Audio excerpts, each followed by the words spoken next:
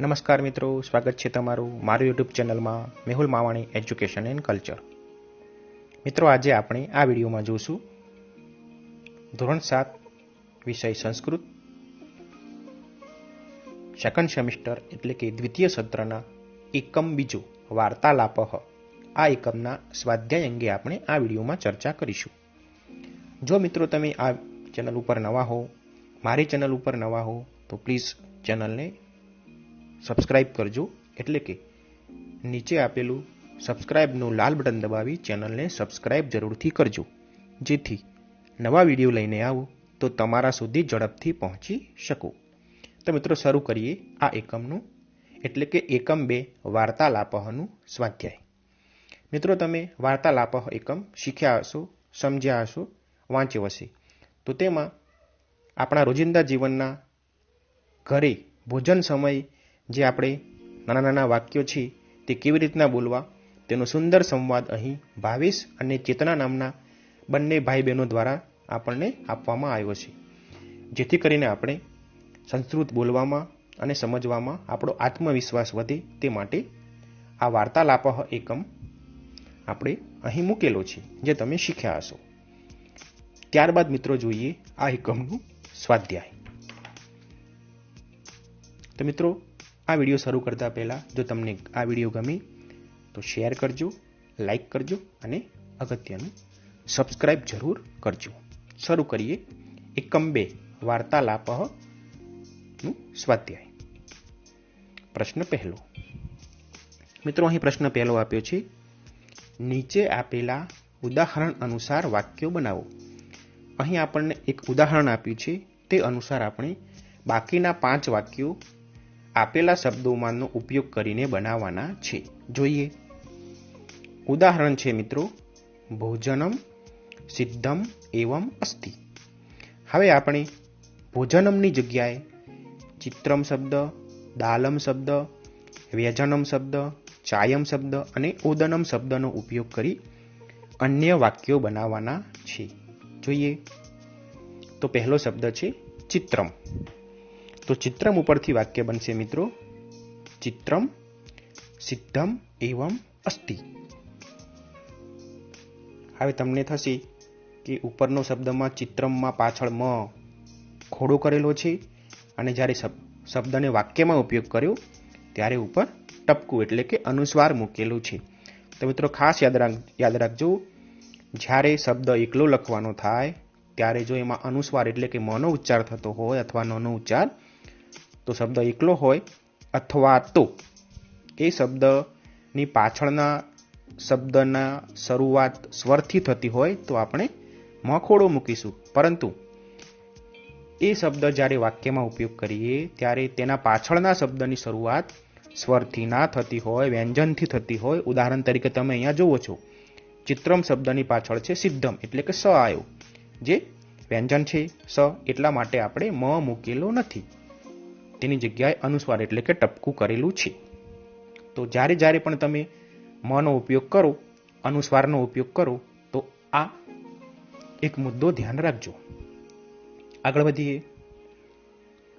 બીજો શબ્દ છે દાલમ. તો દાલમ ઉપરથી મિત્રો વાક્ય બનશે, દાલમ સિદ્ધમ એવમ અસ્તિ.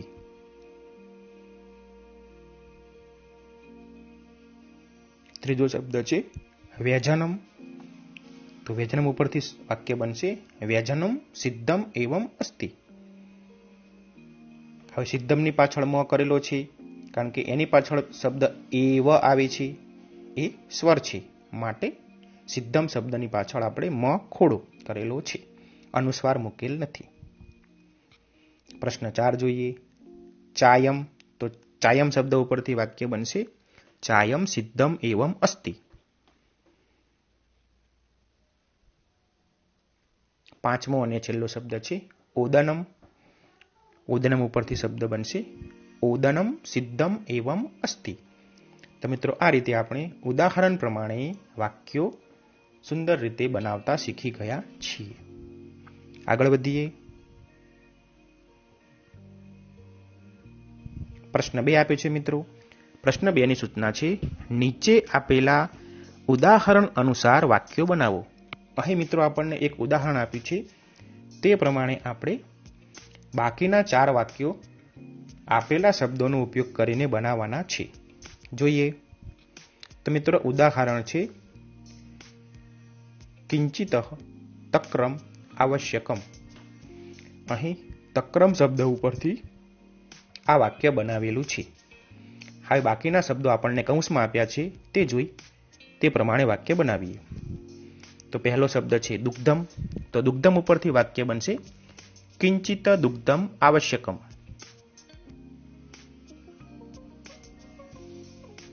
બીજો શબ્દ છે જલમ. તો જલમ ઉપરથી કિંચિત જલમ આવશ્યકમ.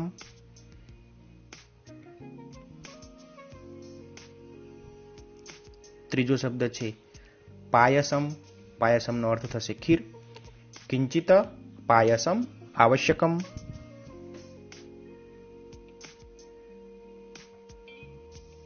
છેલ્લો શબ્દ છે વ્યજનમ. તો વ્યજનમ ઉપરથી વાક્ય બનશે કિંચિત વ્યજનમ આવશ્યકમ. તો મિત્રો આ રીતે આપણે 4 શબ્દોને આપેલા ઉદાહરણ પ્રમાણે વાક્યો બનાવ્યા છે.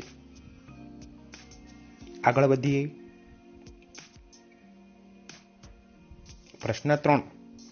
મિત્રો પ્રશ્ન 3ની પણ સૂચના એવી છે, નીચે આપેલા ઉદાહરણ અનુસાર વાક્ય બનાવો. અહીં મિત્રો આપણને એક ઉદાહરણ આપ્યું છે, તે પ્રમાણે બાકીના શબ્દો તમને કૌંસમાં આપ્યા છે, તે જોઈ વાક્ય બનાવવાના છે. જોઈએ ઉદાહરણ. તો ઉદાહરણમાં તક્રમ શબ્દનો ઉપયોગ કરીને વાક્ય બનાવેલું છે. તક્રમ આવશ્યકમ વા.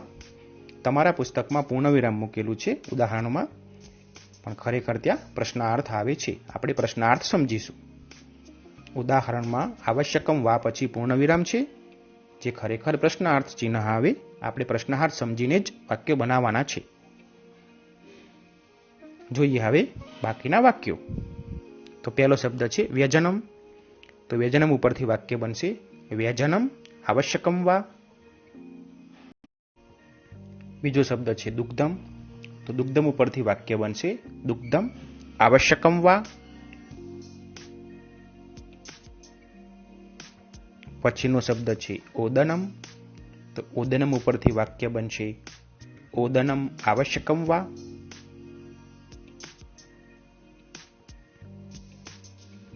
પછી ચોથા નંબરનો શબ્દ છે દાલમ. તો દાલમ ઉપરથી વાક્ય બનાવીશું દાલમ આવશ્યકમ વા.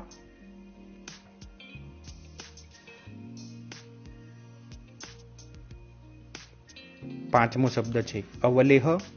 તો અવલેહ ઉપરથી વાક્ય બનાવશું અવલેહ આવશ્યકમ વા. તો મિત્રો આ રીતે આપણે 5 શબ્દોના ઉદાહરણ પ્રમાણે વાક્યો બનાવ્યા. હવે જોઈએ પ્રશ્ન 4.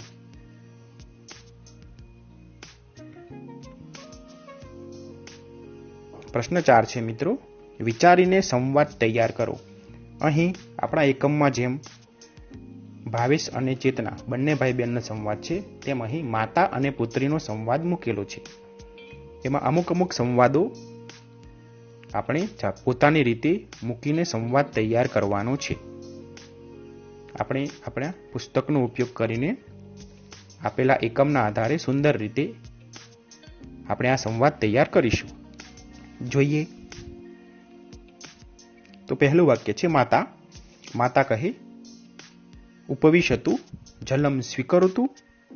તો પુત્રી પછી આપણને પુત્રીનો સંવાદ લખવાનો છે, તો તેમાં લખીશું ધન્યવાદઃ માતઃ.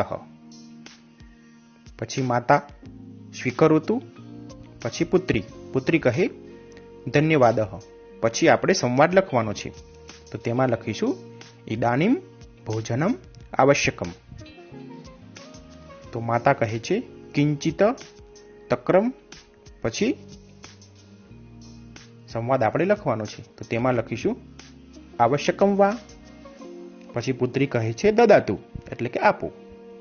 પછીનો માતા કહે છે લવણમ. પછી આપણે સંવાદ લખવાનો છે, તો લવણમ પછી લખીશું અપી આવશ્યકમ. તો પુત્રી કહે દદાતુ માતઃ. આ રીતે આપણે જે સંવાદો લખવાના છે તે અલગ અક્ષરે, વાદળી અક્ષરે, બ્લુ અક્ષરે અહીં દર્શાવ્યા છે. તમે તે જોઈને સુંદર રીતે તમારી બુકમાં અને તમારી નોટબુકમાં લખી શકો છો. પછી માતા કહે ઉદનમ સ્વીકરોતુ. પછી પુત્રી કહે, તેનો સંવાદ આપણે લખવાનો છે, દાલમ અપી દદાતુ. પછી માતા કહેનો સંવાદ છે, અવલેહ અપી અસ્તિ આવશ્યકમ વા. તો પુત્રી કહે, માસ્તુ તિક્તમ અવલેહ ન રુચિકરમ. પછી માતા કહે, અન્યતઃ કિમપી આવશ્યકમ. તો પુત્રી કહે, ઇદાનીમ કિમપી માસ્તુ મમ ભોજનમ સમાપ્તમ ભોજનમ રુચિકરમ અસ્તિ. પાછળના જે 5 સંવાદો છે તે એકદમ કોરા છે. તે તમામે તમામ સંવાદો આપણે પૂરા કરવાના છે. તો મિત્રો, આ રીતે આપણે આ સંવાદ, જે અધૂરા સંવાદો છે તે આપણે વિચારીને એકમનો ઉપયોગ કરીને પૂર્ણ કરી શક્યા. તમે પણ તમારી રીતના આ સંવાદોને પૂર્ણ કરી શકો છો. આગળ વધીએ. પ્રશ્ન 5 આપે છે મિત્રો. પ્રશ્ન 5ની સૂચના છે, તમારા ઘરે બનતી ભોજનની વાનગીઓની યાદી બનાવો. આપણે આપણા ઘરે જે ભોજનની વાનગીઓ બને છે તેની યાદી સંસ્કૃતમાં તૈયાર કરવાની છે. મેં અહીં નાનકડો પ્રયાસ કર્યો છે.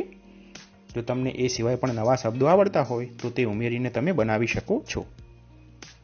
જોઈએ ઘરે બનતી ભોજનની વાનગીઓની યાદી.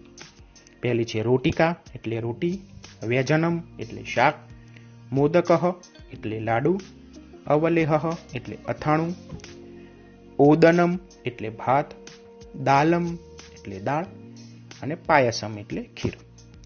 આ સિવાય તમને નવા શબ્દો આવડતા હોય તો તે તમે આ યાદીમાં ઉમેરી શકો છો. આ સિવાય તમારી રીતના પણ તમે યાદીને બનાવી શકો છો. આગળ વધીએ. આ સ્વાધ્યાયનો છેલ્લો પ્રશ્ન. પ્રશ્ન 6 આપે છે મિત્રો. પ્રશ્ન 6ની સૂચના છે, કૌંસમાં આપેલા શબ્દોનો ઉપયોગ કરી ઉદાહરણ મુજબ વાક્ય બનાવો અને લખો. અહીં મિત્રો આપણને 12 શબ્દો આપ્યા છે કૌંસમાં. એ 12 શબ્દોની 2-2ની જોડ બનાવી અને એક વાક્ય બનાવવાના છે. તો વાક્ય કેવી રીતના બનાવવાના છે તે આપણે ઉદાહરણ અનુસાર બનાવવાના છે. જોઈએ ઉદાહરણ. તો મિત્રો, ઉદાહરણ છે ચષક એટલે ગ્લાસ અથવા પ્યાલો. તો તેની સામે કૌંસમાંથી બંધ બેસતો શબ્દ છે જળ એટલે કે જલમ.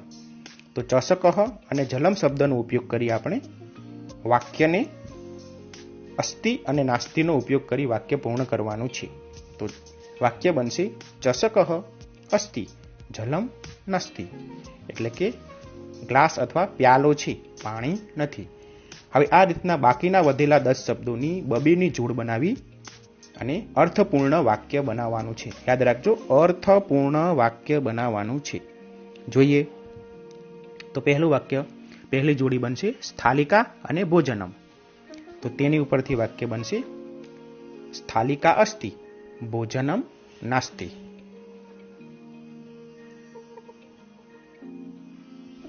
બીજી જોડ બનશે મેઘ છત્રમ એટલે કે વરસાદ અને છત્રી. તો વાક્ય બનશે મેઘ અસ્તિ છત્રમ નાસ્તિ. ત્રીજી જોડ બનશે પુષ્પમ ઉદ્યાનમ. પુષ્પમ અસ્તિ ઉદ્યાનમ નાસ્તિ. અથવા ઉદ્યાન પહેલું અને પુષ્પ પછી લખશો તો પણ જોડ બનશે.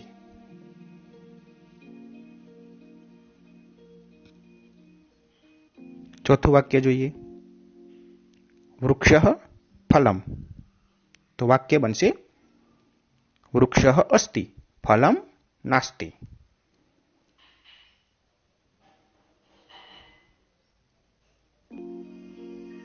પાંચમું વાક્ય, કક્ષ છાત્ર એટલે કે વર્ગખંડ અને વિદ્યાર્થી.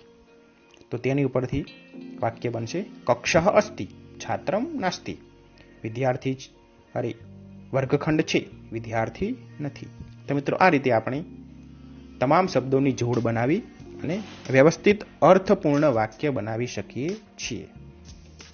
તો મિત્રો, આશા રાખું છું કે તમને આ એકમના તમામે તમામ 6 પ્રશ્નો વ્યવસ્થિત સમજાઈ ગયા હશે.